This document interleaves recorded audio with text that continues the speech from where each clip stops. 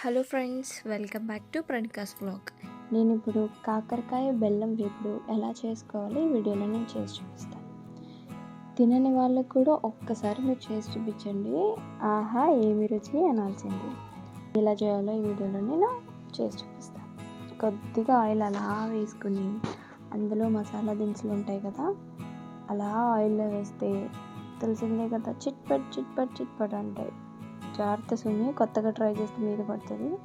అలా కరివేపాకు, ముందుగా కోసి పెట్టుకున్న ఉల్లిపాయలు అలా కాసేపు మగ్గనివ్వాలి.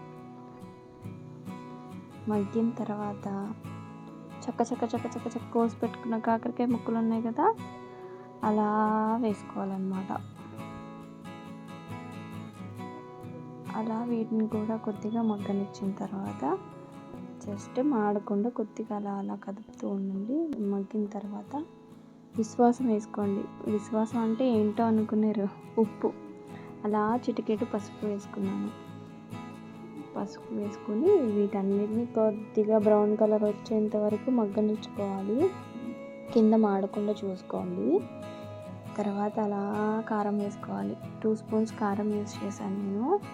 మీరు కావాలనుకుంటే ఇంకొకటి యాడ్ చేసుకోవచ్చు.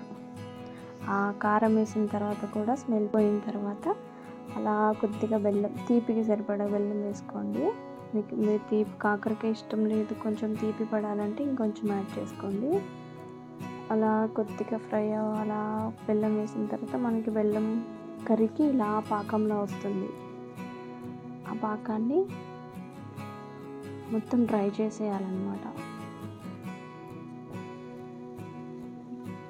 తర్వాత అలా కొత్తిమీరతో గార్నిష్ చేసుకొని వేడి అన్నంలో అలా కాకరకాయ ఫ్రై వేసుకొని తింటే కాదు, మీరు కూడా ఒకసారి ట్రై చేసి ఎలా ఉందో కమెంట్ చేయండి. అలాగే లైక్, షేర్ అండ్ సబ్స్క్రైబ్ చేయడం మాత్రం మర్చిపోకండి.